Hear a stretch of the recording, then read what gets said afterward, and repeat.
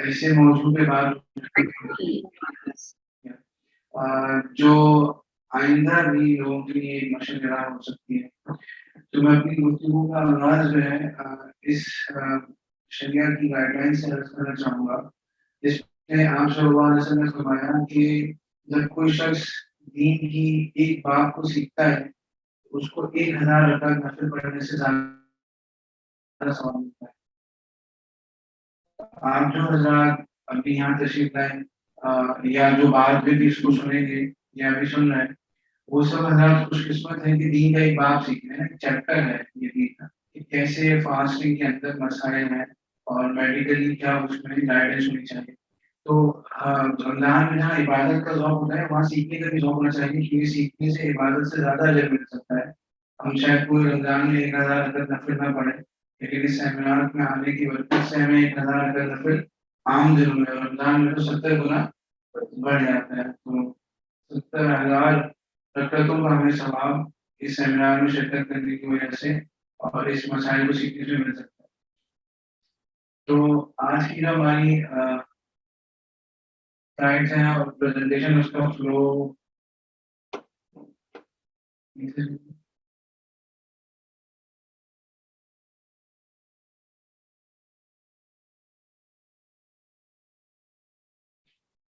उसका फ्लो कुछ इस तरह होगा कि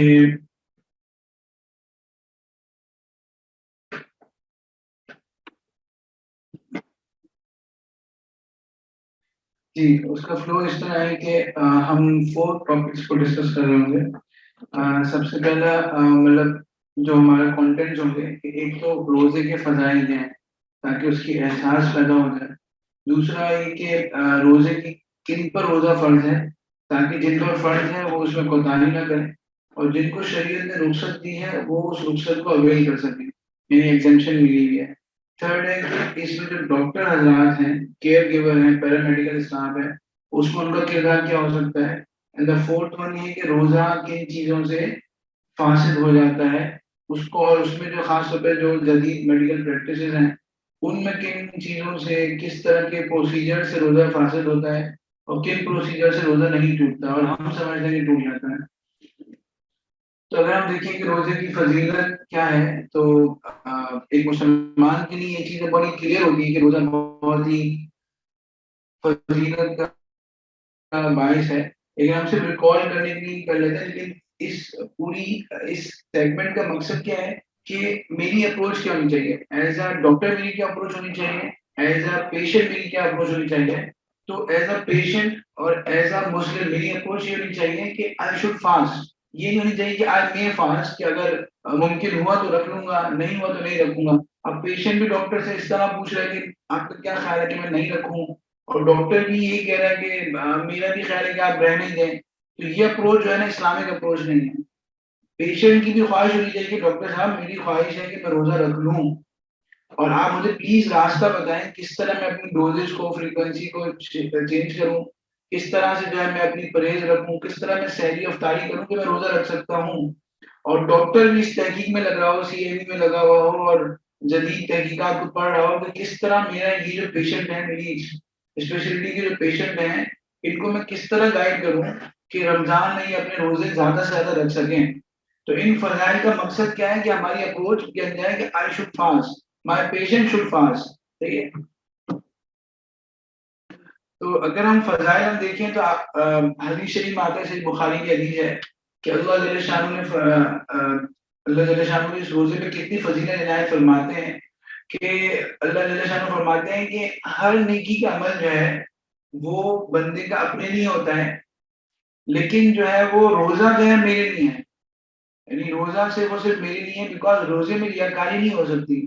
आप किसने आप में से रोजा रखा है किसने नहीं रखा ये मुझे नहीं मालूम, तो ये सिर्फ अल्लाह ही को मालूम है। तो अल्लाह फरमा रहे हैं कि जिनके रोजा सिर्फ मेरे लिए है तो मैं ही इसका बदला दूंगा।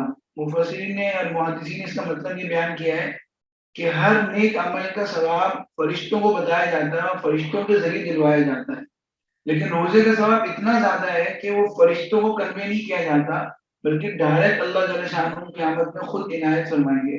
जैसे कोई छोटा रिवॉर्ड होता है तो वो मैनेजर और डिप्टी मैनेजर के जरिए दिया जाता है, लेकिन कोई हाईली एप्रिसिएशन होती है या कोई बड़ा रिवॉर्ड होता है तो सीईओ साहब खुद बुला के दे रहे होते हैं, तो अल्लाह जल्ले शानहू बिला तशबीह जो है वो इतना बड़ा अजर है रोजे का कि अल्लाह जल्ले शानहू जो फरमाते हैं कि फरिश्ते दे नहीं सकते, मैं खुद दूंगा। फिर नबी सल्लल्लाहु अलैहि वसल्लम की मशहूर हदीस है कि जो शख्स रमजान में ईमान व एहतिसाबन, ईमान की हालत में रोजा रखे और सवाब की नीयत से रोजा रखे, तो अल्लाह जल्ले शानहू उसके पिछले सारे गुनाह माफ फरमा देते हैं। अगर तौबा की दिल में नियत है तो पिछले कबीरा गुनाह भी माफ हो जाते हैं। फिर आम रोजे की कितनी फजीलत है कि जो एक दिन का रोजा रखे, अल्लाह जल्ले शानहू उसको जहन्नुम से कितना दूर कर देते हैं। जो 70 इयर्स की जो जर्नी अगर कोई शख्स करे तो कितना वो दूर चला जाएगा, तो इतना डिस्टेंस अल्लाह ताला उसको जहन्नुम से दूर कर देते हैं। तो अब मेरी भी ये अप्रोच हो कि मैं भी रोजा रख सकूं और मेरा पेशेंट भी किसी तरह ये सवाब हासिल कर सके और स्पिरिचुअली वो मजबूत हो सके।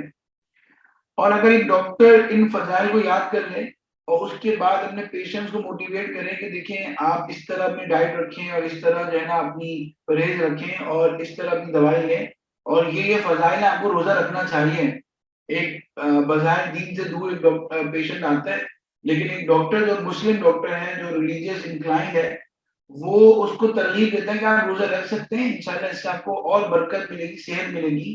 तो उसको क्या रिवॉर्ड मिलेगा? हदीस शरीफ में आता है मन दल्ला अला खैरिन, जो किसी नेक काम की रहनुमाई करता है उसको भी उसी नेकी का अजर मिलता है। जैसे आपने अपने 5 पेशेंट को कन्विंस करके तरगीब देकर मेडिकली कॉन्सेप्चुअली साउंड करके उसको रोजे रखने वाला बना दिया, तो उनके जो 30 रोजे हैं जिनको मल्टीप्लाई करें 5 तो 150 रोजों का आपको सवाब मिलेगा।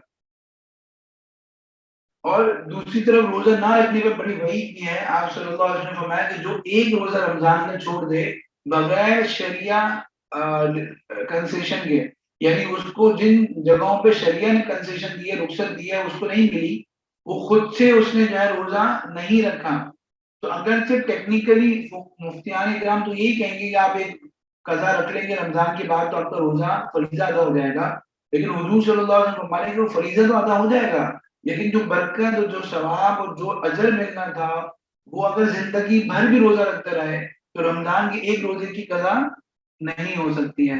तो हम ये देखिए कि रमजान के अंदर नेकी करने की जो अपॉर्चुनिटी है वो दोबारा उसको कंपनसेट नहीं किया जा सकता। चाहे टेक्निकली आप एक रोजा रख के कज़ा तो हो जाएगी, लेकिन अगर एक पेशेंट ने, एक डॉक्टर ने वो रोजा छोड़ दिया तो वो कभी भी कंपनसेट नहीं हो सकता है। और ये तो बात थी कि रोजा नहीं रखा, अगर उसने रोजा रखा और उसने बगैर किसी शरई रुखसत के, यानी उसको जो शरिया कंप्लाइंट कंसेशन मिली उसके अलावा उसने खुद से रोजा तोड़ दिया है, शरिया ने उसको अलाउ नहीं किया, तो उस पर कितनी सख्त वईद है कि आप सल्लल्लाहु अलैहि वसल्लम फरमाते हैं कि मुझे कुछ फरिश्ते लेके गए एक पहाड़ पर और मैंने वहां पर लोगों की चीखने चिल्लाने की आवाजें सुनी। तो आप सल्लल्लाहु अलैहि वसल्लम ने पूछा कि क्या किन लोगों की आवाज है? तो उन्होंने कहा कि जहन्नुमी लोगों की आवाज है। फिर वहां पर आप सल्लल्लाहु अलैहि वसल्लम फरमाते हैं कि मैंने उनको खुद देख लिया आगे जाकर कि वो जो है वो लटके हुए हैं और अपने उनके मुंह के जो जबड़े हैं उनसे वो लटके हुए हैं और उनके मुंह से और जो है ना कहते हैं मसूड़ों से खून निकल रहा है, इतनी उनको सख्त तकलीफ में है। तो मैंने पूछा इन लोगों को इतना सख्त अजाब क्यों हो रहा है? तो फरमाया गया ये वो लोग हैं जो रोजा के वक्त खत्म होने से पहले रोजा तोड़ दिया करते थे। अब हमारे एक डॉक्टर साहब हैं, बड़े दीनदार डॉक्टर हैं माशाल्लाह, गैस्ट्रोलॉजिस्ट हैं, और वो फरमाने लगे कि मैं जैसे क्लोनोस्कोप होती है या एंडोस्कोपी होती है तो उसमें 6 8 10 12 घंटे पहले या उससे भी पहले मेडिसिन दी जाती है जिससे पेट साफ हो जाए और क्लीन हो जाए सारी इंटेस्टाइन, ताकि उसका मुआयना सही तरह हो सके। तो वो कहने लगे कि डॉक्टर थे और उन्होंने उनको कहा रमजान में ही कि आपने जो है ना इतने घंटे पहले ही दवाई खानी है और आप जाइए कल आपका प्रोसीजर है। तो फिर वो कहने लगे कि मैं ऐसी किसी काम से हॉस्पिटल के कॉरिडोर में आया, तो वो जो पेशेंट था वो अपने अटेंडेंट से बात कर रहा था कि मुझे अभी ये गोली खानी है और उस वक्त 4 बजे हुए थे। तो कहने लगे मैं एकदम कान खड़े हो गया, मैंने कहा ये 4 बजे क्यों गोली खा रहा है? ये अगर अफ्तारी के बाद भी खा रहे तो फिर भी इसका प्रोसीजर कल हो सकता है। तो मैंने उनको बताया कि आप क्यों इस वक्त आपका रोजा नहीं? उनका हाँ रोजा है, लेकिन बट डॉक्टर साहब ने कहा है कि 4 बजे गोली खानी, तो मुझे गोली खानी होगी। तो अब मैं इसमें मेडिकल इनपुट नहीं दे रहा, यू नो बेटर, लेकिन मैं इसमें बात कर रहा हूँ कि अगर उसको प्रॉपर गाइड कर लिया जाता कि जो आप क्लीनिंग का प्रोसेस है ये रोजे की पूरा आप अफ्तारी के बाद भी कर सकते हैं, और आपका प्रोसीजर सुबह हो सकता है, और उसमें ऐसा कोई अर्जेंट नीड नहीं है, तो मुफ्तियान इकराम क्या फतवा देंगे कि अगर उस वक्त वो 4 बजे गोली खा लेता तो उसका रोजा ना सिर्फ टूट जाता बल्कि उसको गुनाह भी मिलता, और उसको कफारा भी रखना पड़ता जो 60 रोजे हैं। और ये हमने ना अपने पेशेंट को बताया, ना डॉक्टर को पता है। तो कितने ही लोग बगैर किसी वैलिड रीजन के रोजा तोड़ रहे होते हैं हमारी प्रिस्क्रिप्शन के ऊपर। तो इसमें हमें देखना है कि हमारी वजह से लोगों के रोजे ना टूट रहे हो। हम ऐसा कोई प्रोसीजर कर रहे हैं जिससे रोजा अभी आगे आएगा कि बहुत से प्रोसीजर से रोजा टूट जाता है, तो हम अगर उसको रोजे के अंदर कर रहे हैं और वो रोजा रख के आया है, और वही प्रोसीजर शाम में भी हो सकता था और रात में भी हो सकता था और क्लिनिक भी अवेलेबल था, फिर भी उसने जो है ना दिन में करा लिया, तो शरण उसका रोजा टूटा है और वो गुनहगार है और कफारा भी देना पड़ेगा। और जिसने उसको ये गाइड किया रोजा तोड़ने पर वो भी गुनहगार होगा। तो ये बड़ा सेंसिटिव इशू है। अच्छा।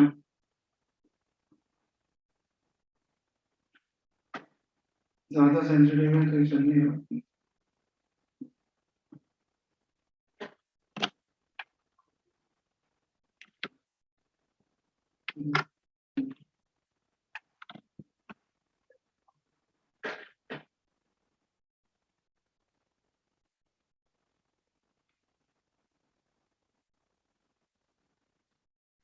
अच्छा।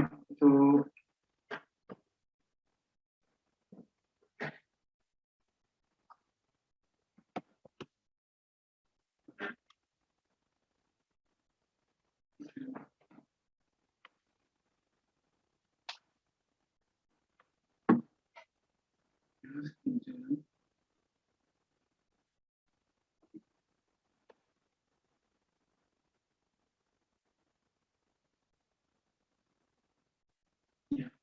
तो हमारा इस रोजे के फजाइल और अहमियत के बाद इस पर हमारा सवाल है कि रोजा किन पर फर्ज है। तो सबसे पहले हम देखते हैं जो आयत अभी कारी साहब ने तिलावत की कि अल्लाह जल्ल शान फरमाते हैं कि ए ईमान वालों तुम पर रोजा फर्ज किया गया जैसे कि तुमसे पिछली कौमों पर रोजा फर्ज किया गया। यानी इसको बहुत मुश्किल ना समझो, ये तो सदियों से और पहले भी तुमसे पहले लोग रोजा रखते आ रहे हैं, और उसका मकसद क्या है, लाल लगों तक तकूं। रोजे का मकसद है कि हम में तकवा पैदा हो जाए। तो अगर हम 14-15 रोजा रख चुके हैं तो हमें देखना होगा कि हमारे अंदर कितना तकवा पैदा हो गया है। तो मेरा रोजा एक फर्ज इबादत है, और रोजा फर्ज किया गया है, लेकिन यकीनन रोजा जो फर्ज किया गया है वो कुछ लोगों पे ही उस पर एग्जेप्शन भी होगी। और किन कंडीशंस के साथ रोजा फर्ज है, तो ये 3 कंडीशंस हैं जिसके अंदर ये सारी कंडीशंस होंगी उस पर रोजा फर्ज होगा। तो हमें मालूम होना चाहिए किस पर रोजा फर्ज है ताकि वो रख सके, और जिस पर रोजा फर्ज नहीं है उसको मजबूर ना कर सके कि वो रोजा रखे। जैसे सबसे पहले तो कंडीशंस हैं कि स्पिरिचुअल और मेंटल कंडीशंस क्या है कि मुसलमान हो, नॉन मुस्लिम पे फर्ज नहीं है। आकिल हो यानी मजनून अगर है या जो है वो बिल्कुल अपने होश में नहीं है तो उस पर भी रोजा फर्ज नहीं है। और मेच्योर अगर है, मिसाल के तौर पर कि वो बालिग है, बालिग की जो शरी डेफिनेशन है उसको यहाँ फॉलो किया जाएगा। मतलब अगर 15 साल की मैक्सिमम एज होती है या उससे पहले जो बालिग होने की जो सिम्टम्स होती हैं अगर उसके अंदर पाई जाए तो उस पर भी रोजा फर्ज होगा। दूसरी कंडीशन जो है वो फिजिकल कंडीशंस हैं कि वो हेल्दी हो। हेल्दी में हम बात करेंगे कि शरीर में बीमार क्या होता है और किस वक्त उसको अलाउ होता है कि रोजा ना रखे। और दूसरा है कि रेजिडेंट हो यानी मुसाफिर ना हो, तो मुसाफिर के बारे में बात आएगी कि उसको भी क्या अलाउ किया गया है। और थर्ड है जो खवातीन की मखसूस फिजिकल कंडीशंस होती हैं, इम्प्योरिटी होती है, वो ना हो। अगर वो इम्प्योरिटी की कंडीशन में है तो उस खातून पे भी रोजा फर्ज नहीं है, हाँ उसको फिर बाद में उसकी कजा जरूर रखनी होगी। तो दीज आर द 4 पीपल जो के रोजे से एग्जाम किए गए हैं। तो हमें ये मालूम होना चाहिए कि इनकी एग्जामेशन क्या है और उन किन कंडीशन में इनको अलाउ किया गया है। पहले है बीमार, दूसरा है मुसाफिर, तीसरा है कि एक खातून है जिन्होंने कंसीव किया है या वो अपने बच्चे की नर्सिंग कर रही हैं, या और चौथा है जो बहुत ही ज्यादा ओल्ड एज बंदा है उसके ऊपर रोजा फर्ज नहीं है। तो इनकी डिटेल्स हम देख लेते हैं। सिकनेस के बारे में अल्लाह जल्ल शान फरमाते हैं फमन शहीदा मिनकुम शहरा फल्यसुम, जो तुम में से रमजान का महीना पाले उसको चाहिए कि रोजा रखे। वमन का मरीजन, लेकिन जो शख्स मरीज हो, अव अला सफर, और सफर में हो, फाइदतुम मिन अय्याम उखर, तो उसके ऊपर क्या है, उसको कजा लाजिम है कि उसके बाद वो कजा कर दे। अभी उस पर रोजा फर्ज नहीं है, रोजा ना रखे वो, लेकिन उसको बाद में कजा करनी पड़ेगी। तो यहाँ मरीज को अल्लाह ताला ने जेन्युइनली, जो मरीज हो उसको अलाउ किया गया है कि वो रोजा पोस्टपोन कर सकता है। तो मरीज कौन सा मरीज है, मरीज तो एक बड़ी वेग सेंटेंस है, एक वेग टर्म है। कौन सा मरीज है जिसको रोजा ना रखने की इजाजत है? तो वो मरीज है जिसमें चार में से कोई एक कंडीशन फुलफिल हो रही हो। या तो उसकी जो बीमारी उस रोजे से बढ़ रही हो, दूसरा या तो जो बीमारी तो अपनी जगह पे हो, लेकिन जो सिम्टम्स है, मतलब कोई तकलीफ उसको हो रही है, बीमारी अपनी जगह पे है लेकिन उसकी वजह से सर दर्द है, जिस्म में कोई तकलीफ है, वो वर्सन हुई हो, वो बढ़ रही हो। या बीमारी जो से रिकवरी होनी है, अगर उसको अगर रोजा नहीं रखिएगा तो 1 महीने में रिकवर हो जाएगा, रोजा रखिएगा तो 4 महीने लग सकते हैं रिकवर होने में, तो रिकवरी भी देर से हो जाएगी। या ये कि रोजा बीमार है लेकिन बीमारी से वो अभी ठीक हुआ है, अभी जो है वो उसकी जो है ना वो कोई बीमारी थी जिससे अभी वो रिकवर हुआ है, अभी घर डिस्चार्ज होके गया है, लेकिन आप ये देखते हैं कि अगर उसने रोजा रखा तो इतना वीक है वो बंदा कि दोबारा बीमार हो सकता है, दोबारा उसकी जो है ना वो उस पर जो है वो बीमारी का अटैक हो सकता है, तो उसको भी अलाउ है। तो इन चार कंडीशंस में मरीज को अलाउ है कि वो रोजा पोस्टपोन कर सके। तो हम इसको अगर देखें तो इन चारों को हमें देखना पड़ेगा कि या तो फिजिकल कंडीशन वर्सन हो रही है, या रिकवरी स्लो हो रही है, या मेंटल कंडीशन यानी वो इतना वीक है कि वो रोजा रखने की सलाहियत अभी नहीं रख रहा, या उसका पेन वर्सन हो रहा है। इन चारों के अलावा कोई पांचवा ऑप्शन नहीं है कि अगर कोई ये चार में से कोई एक कंडीशन भी फुलफिल नहीं हो रही और फिर भी हम उसको कह रहे हैं कि नहीं तुम रोजा ना रखो, कोई मसला नहीं है, तो हम भी गुनहगार हो रहे हैं और पेशेंट भी गुनहगार हो रहे हैं। अच्छा, अब ये जो बीमारी में वर्सन हो रही कंडीशंस और जो है वो तबीयत खराब हो रही है, ये कैसे डिसाइड होगा? तो इसमें तीनों ऑप्शंस आने चाहिए। एक तो मरीज का इंडिविजुअल एक्सपीरियंस कि पिछले साल मैंने रोजा रखा था तो मेरे किडनी में दर्द होने लग गया था, और रिलीजियस प्रिंसिपल भी है कि भाई मुफ्तियान किराम बताएंगे कि भाई क्या ये वाकईतन ऐसा उज़र है जिसका कोई शरीयत में कंपनसेशन नहीं है, उसको रोजा रखना ना रखना अलाउ है। और तीसरा जो बहुत इंपॉर्टेंट है, मेडिकल ओपिनियन, कि मेडिकल रिसर्च क्या कह रही है कि वाकईतन इस चीज का सिर्फ ये स्टेरियोटाइप है कि लोगों के जहन में है कि मैं रोजा नहीं, पानी नहीं पीऊंगा तो बीमार हो जाऊंगा, ये वाकईतन इस बीमारी का पानी ना पीने से या खाना ना खाने से कोई लिंक भी है, मेडिकली प्रूवन लिंक भी है। तो इसलिए पेशेंट को क्या देखना होता है, अगर पेशेंट है तो उसके लिए जरूरी है कि वो एक एडवाइस ले, पायस मुस्लिम मेडिकल ओपिनियन होनी चाहिए। यानी जो मेडिकल डॉक्टर है उसको शरिया की इंपॉर्टेंस भी मालूम होनी चाहिए और मेडिकल एक्सपर्ट भी हो। अगर उस डॉक्टर के पास शरिया की अहमियत नहीं है या वो मेडिकल एक्सपर्ट नहीं है अपनी फील्ड का, मिसाल के तौर पर अगर किडनी का इशू है तो हमें ओपिनियन नेफ्रोलॉजिस्ट से लेना होगा, ठीक, डायबिटिक का है तो वो डायबिटिक एक्सपर्ट से लेना होगा जो अपनी फील्ड का एक्सपर्ट होगा। दूसरा ये कि उसकी प्रीवियस एक्सपीरियंस होगी, पिछले साल रोजा रखा था तो मैं फेंट हो गया था, मैं पिछले साल रोजा रखा तो मुझे जो है ये बीमारी बढ़ गई थी, तो ये भी एक शरिया की नजर में अहमियत है। और तीसरा है कि अनमिस्टेकन साइंस हो, वहम ना हो। जैसे नीचे जो इबारत लिखी है उसमें ये लिखा हुआ है कि सिर्फ उसकी वहम नहीं होना चाहिए कि एक उसके जहन में, लोगों के जहन में होता है कि आप नहीं, आप इस बीमारी में जॉइंटस है, आप नहीं रोजा रखो आपको और बीमारी बढ़ जाएगी। तो सिर्फ लोगों की परसेप्शन पे शरिया में कोई ओपिनियन नहीं हो सकता। अगर किसी शख्स ने सिर्फ लोगों के परसेप्शन पे रोजा नहीं रखा या अपने ख्याल पे रोजा नहीं रखा, तो या डॉक्टर ने भी अपने ख्याल से कह दिया, उसके पीछे कोई रिसर्च नहीं है उसके पास, और उसको कहा कि आप रोजा ना रखें, आपके रोजे में क्या हो जाएगा, आपका बीमारी बढ़ जाएगी, उसके बाद पीछे कोई मेडिकली कोई आर्टिकल कोई रिसर्च नहीं है, तो वो डॉक्टर भी गुनहगार है और मरीज भी गुनहगार है। सिर्फ वहम या ख्याल शरिया में अप्लाई नहीं होता, बल्कि उसके पीछे कोई रिसर्च होनी चाहिए। तो डॉक्टर की क्या जिम्मेदारी है कि डॉक्टर रिलीजियसली कंडीशंस को मालूम करे। जैसे अभी बात की मुफ्ती असलम साहब ने कि जिस फील्ड के अंदर हम हो उस फील्ड की शरिया नॉलेज हमें होनी चाहिए। तो अब जैसे हज़रत उमर रजी अल्लाह अन्हु जो थे वो बाजार का चक्कर लगाते थे और देखते थे कि जो नई दुकान खुली है उससे क्वेश्चन करते थे कि क्या तुम्हें शरीयत के मसाइल आते हैं ट्रेड के। अगर उसको नहीं आते थे तो उसकी दुकान बंद करा देते थे कि पहले शरीयत के मसाइल सीख के आओ।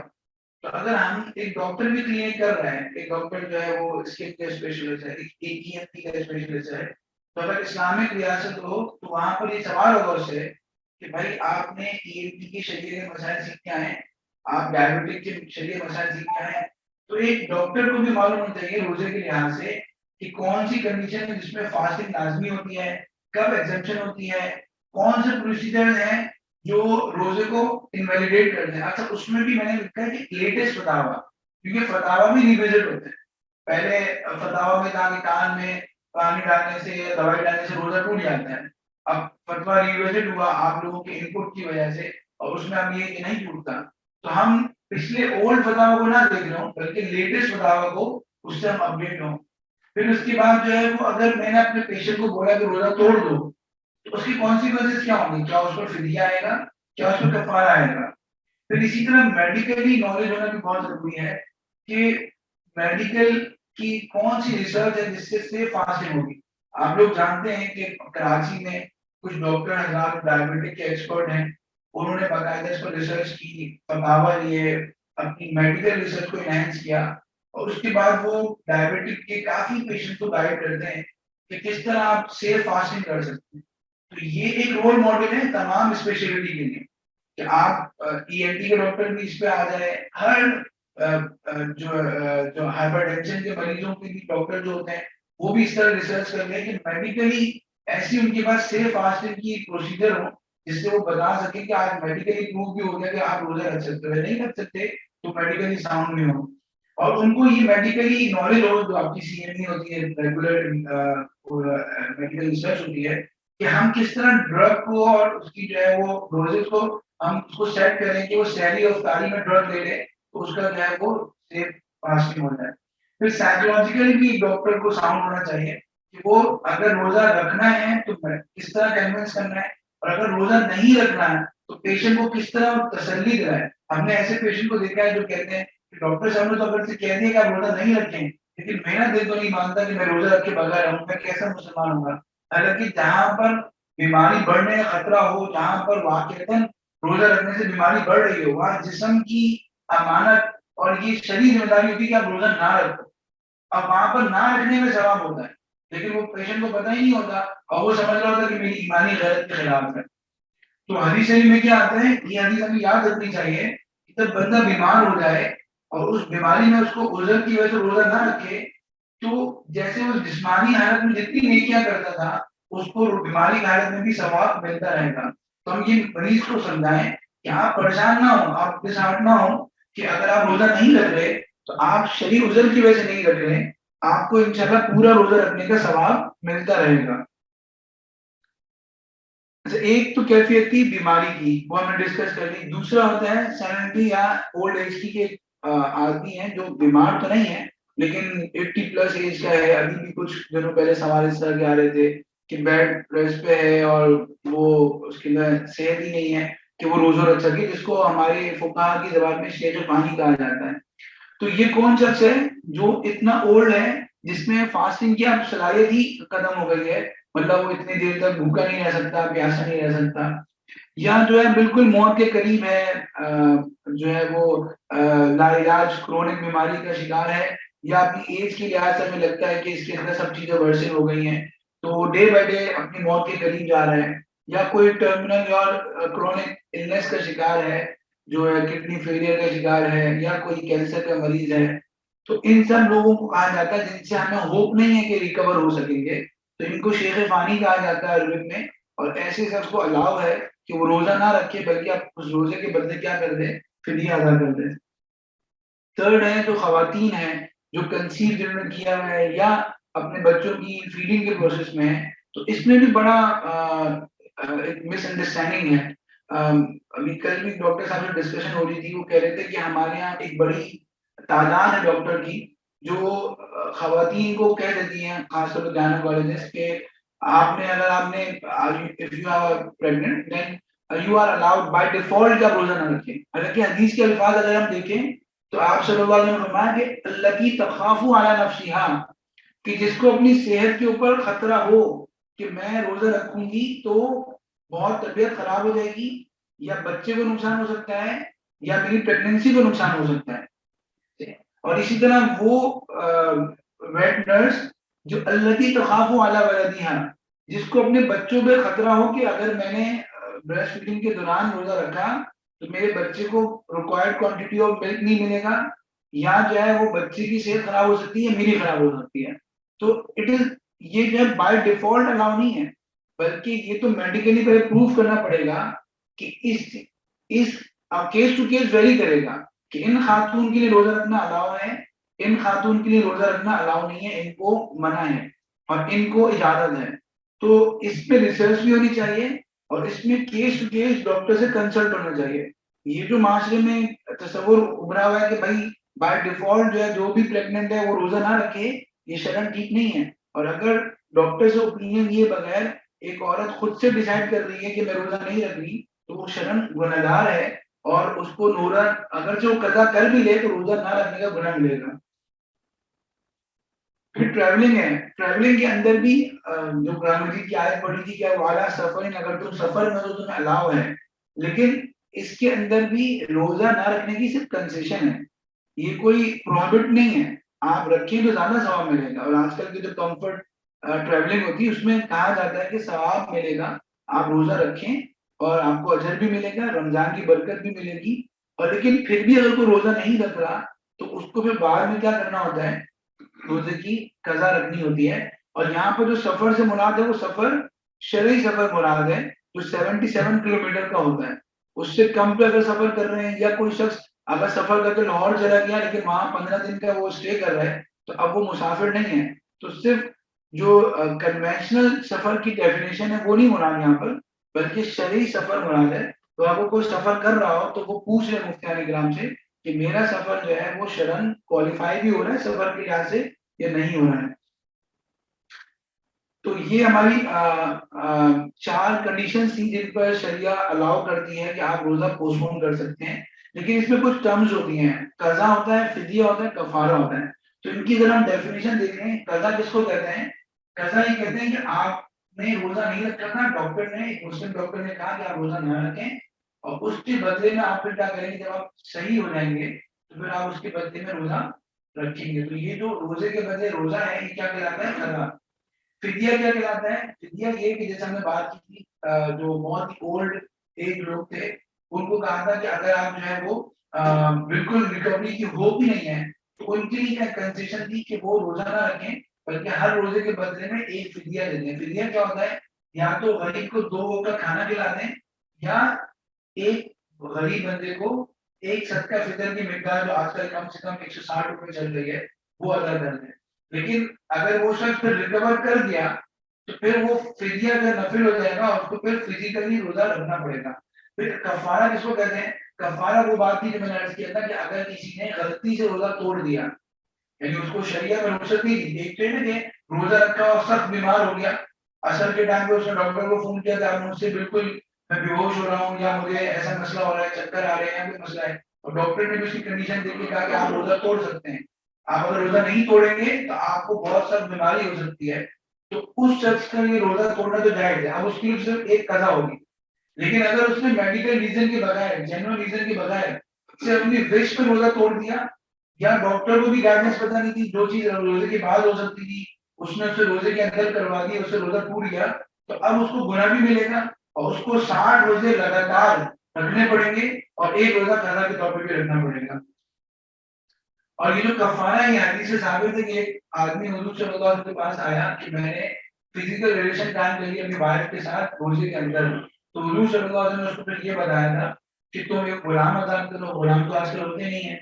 फिर आपने कहा कि सक्सेसिवली 2 महीने के रोजे रखो, और फिर अगर उसने कहा कि नहीं मैं रख सकता, तो फिर आपने फरमाया कि तुम क्या करो, 60 मिस्कीनों को खाना खिलाओ। तो ये सही बुखारी की हदीस है जिससे कफारा और रोजे का सजा, रोजा तोड़ने की सजा हमें मालूम होती है। तो कजा कब आती है? जब हम रोजा छोड़ देते हैं, या जो है नफली रोजे को हम तोड़ देते हैं, या रमजान के रोजे को किसी वैलिड शरीय रीजन से तोड़ते हैं, तो फिर सिर्फ कजा आती है।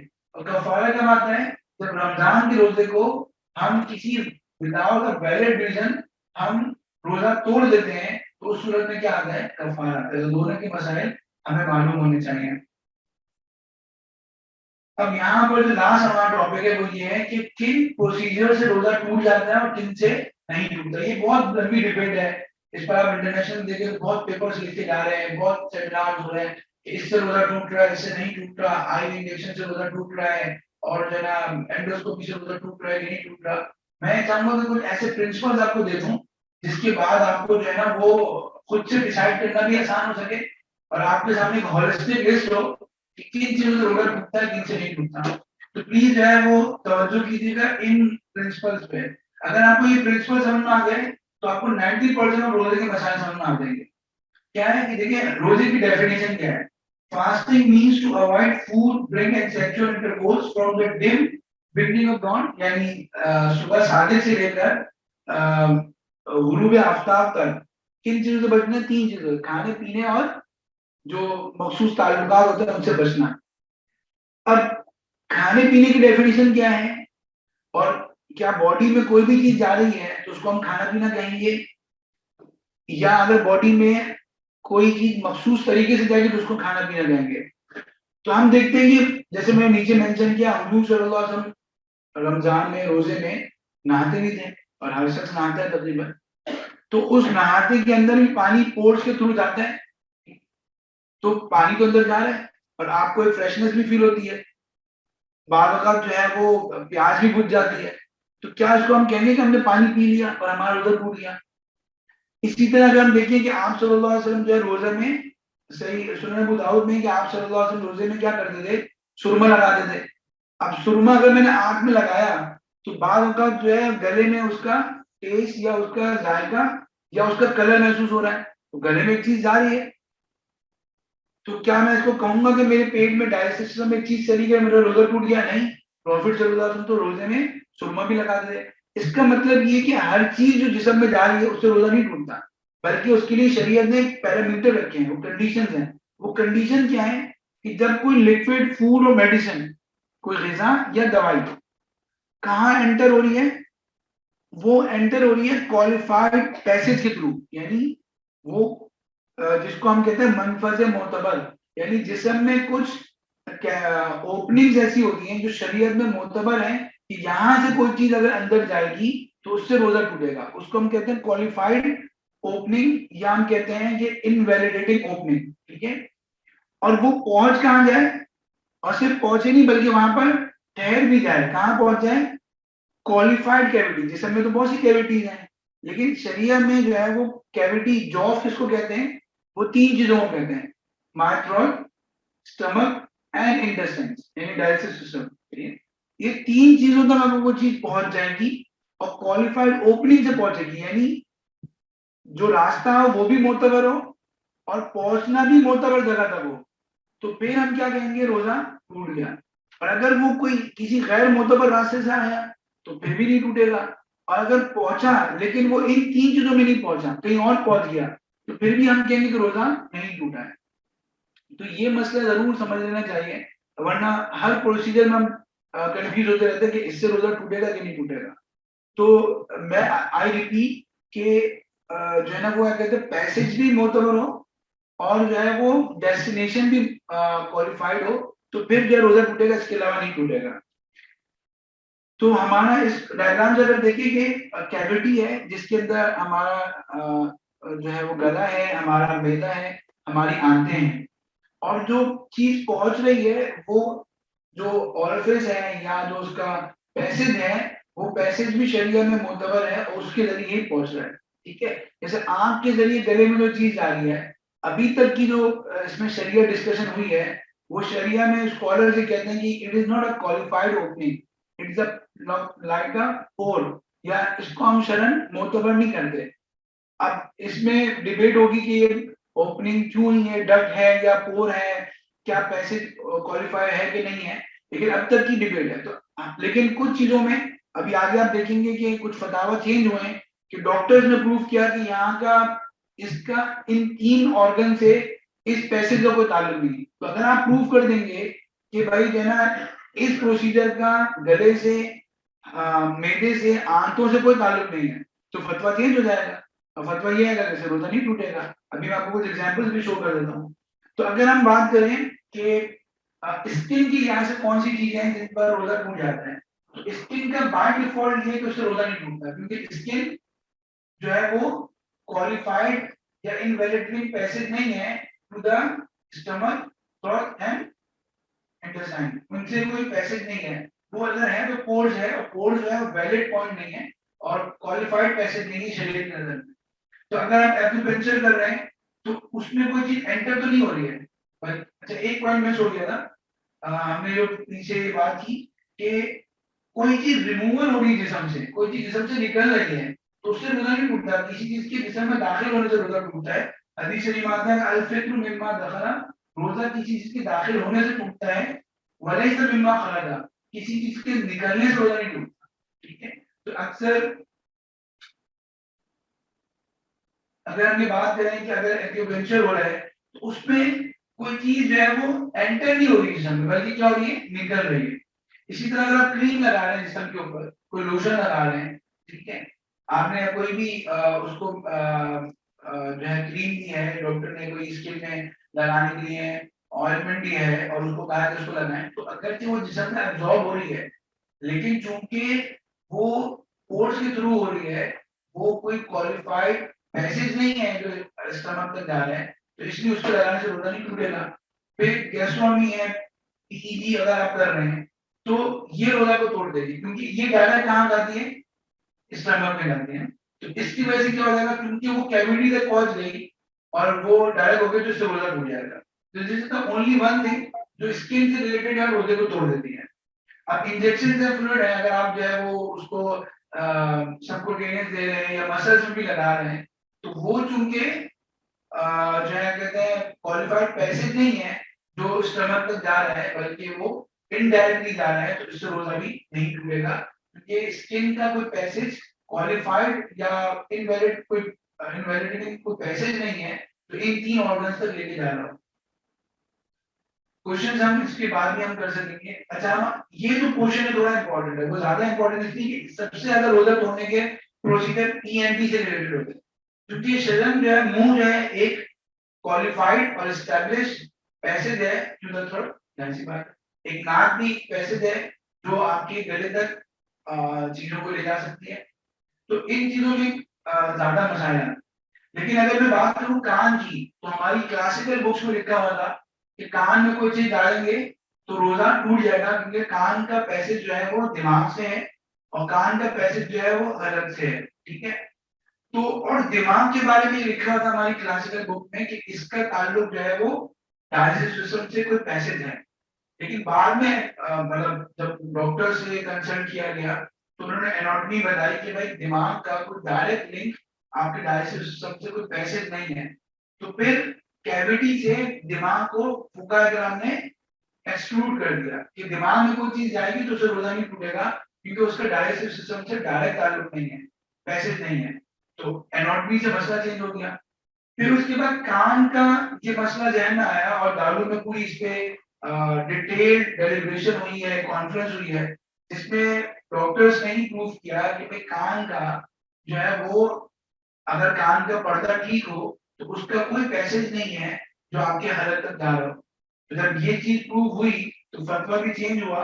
हमने क्या लिखा है ईयर ड्रॉप्स में, इट्स नॉट इनवैलिडेट नहीं करता because not an invalidating entry point if ear drum is intact. हाँ, अगर किसी का ईयर ड्रम ही फटा हुआ है तो वो फिर चला जाएगा, तो उसमें अगर कोई दवाई डालेंगे तो रोजा टूट जाएगा।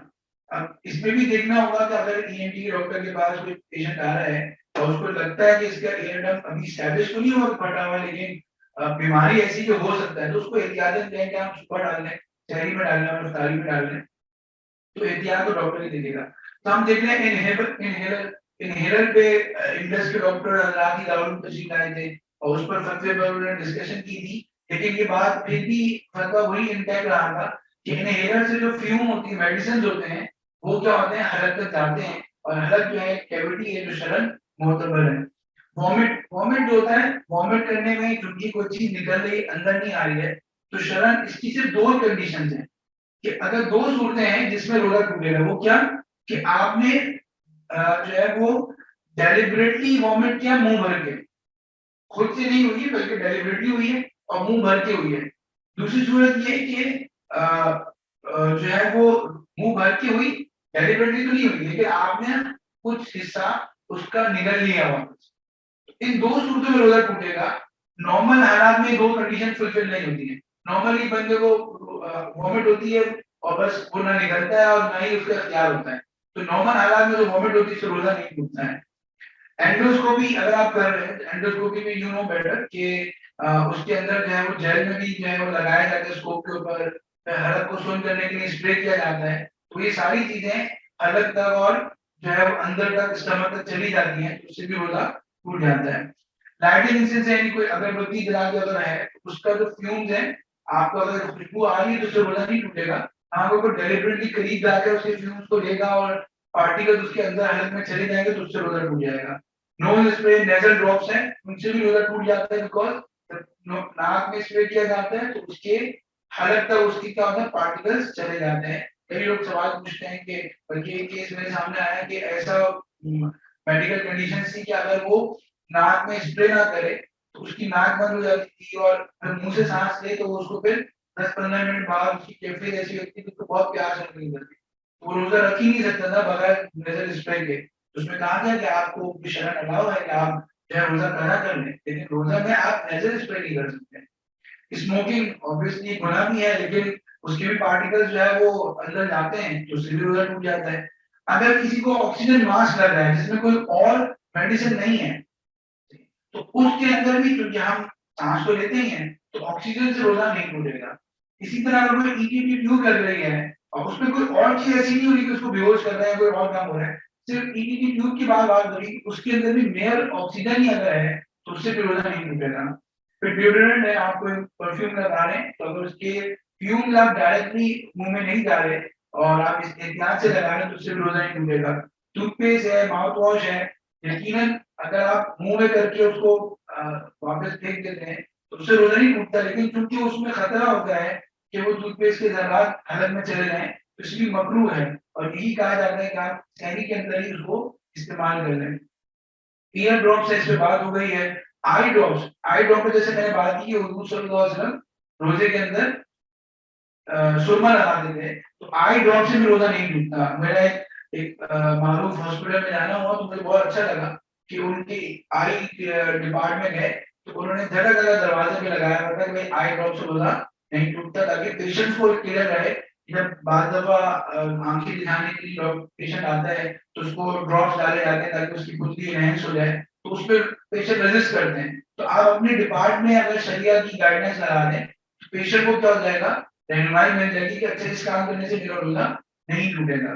फिर जो सबलिंगुअल जीएमडी जीपीएन मेडिसिन होती है जो हार्ट के लिए दी जाती है, जबान के नीचे रखने के लिए, तो उसमें भी क्या हुक्म है कि देखिए जो जबान है ना उसमें जो टेस्ट बर्ड्स हैं वो कोई क्वालिफाइड पैसेज नहीं है हलक के लिए।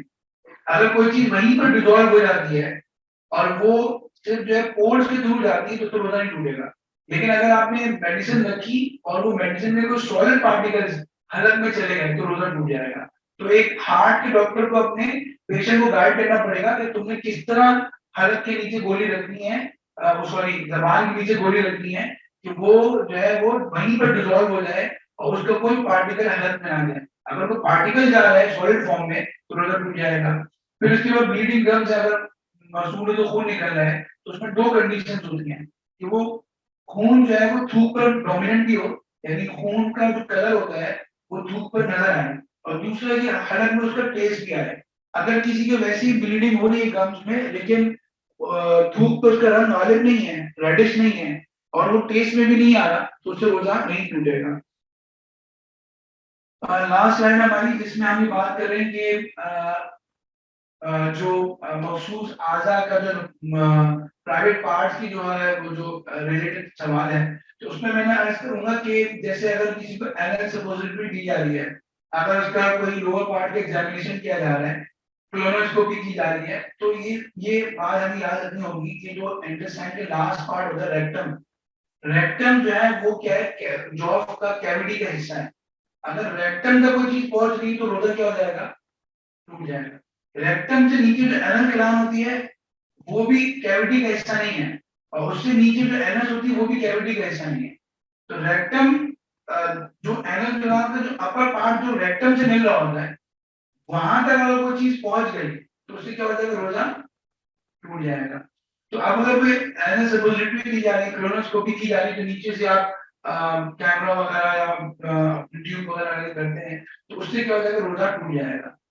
हेमोराइड्स होते हैं, अल्लाह ताला ने बाहर फरमाया, तो अगर हेमोराइड किसी को है, जिसको उर्दू में बवासीर कहते हैं, या पाइल्स या भी, तो उसमें क्या है कि अगर हेमोराइड के मस्से, जिसको उर्दू में भी सवाल किया जाता है कि मस्से निकल आए किसी के, तो अगर वो बाहर आ गए और आपने सिर्फ पुश करके अगर कर दिया, तो आपने कोई उस पर दवाई नहीं लगाई है, तो आपने कोई चीज दाखिल नहीं की है, बल्कि कोई बॉडी के पार्ट को अंदर दाखिल किया है, तो उससे हेमोराइड के निकलने से और पुश बैक करने से रोजा नहीं टूटता है।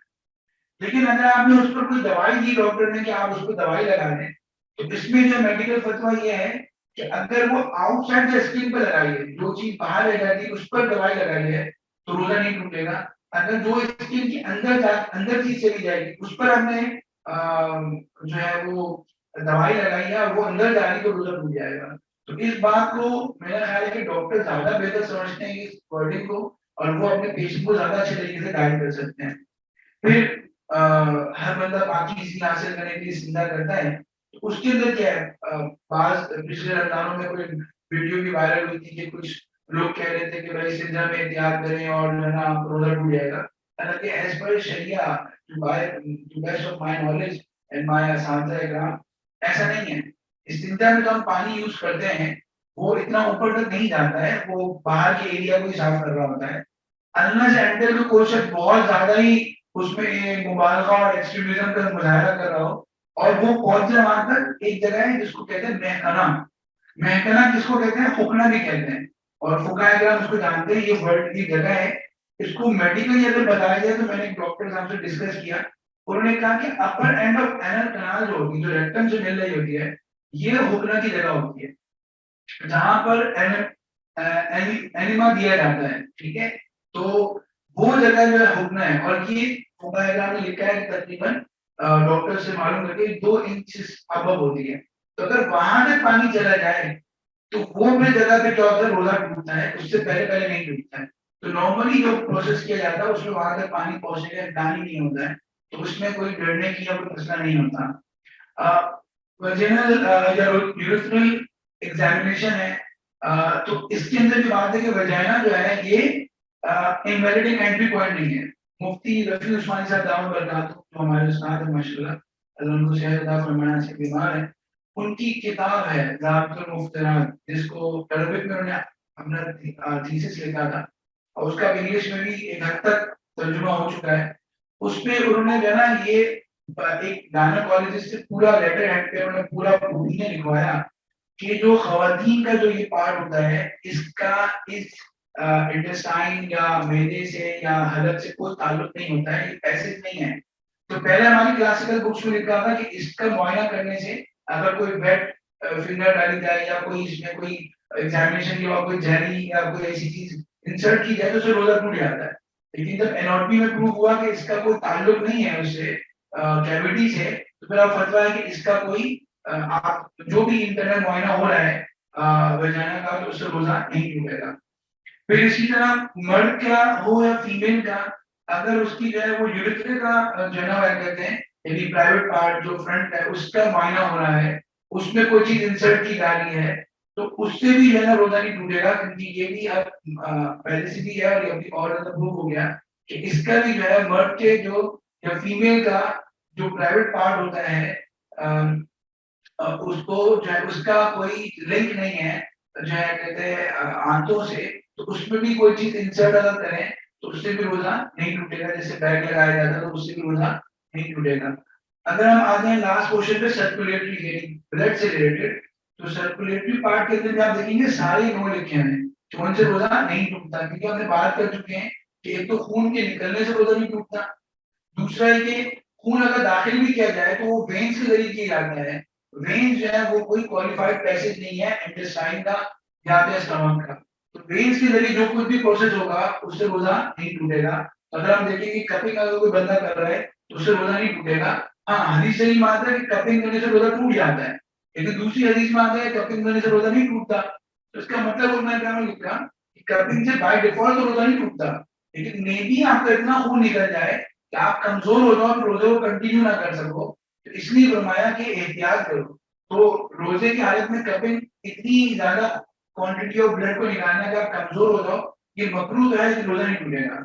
इसी तरह अगर आईवी फ्लूइड दिए जा रहे हैं, ब्लड ट्रांसफ्यूज किया जा रहा है, एक डायलिसिस का पेशेंट है, उसको ब्लड लग रहा है, तो उससे भी रोजा नहीं टूटेगा। क्यों नहीं टूटेगा?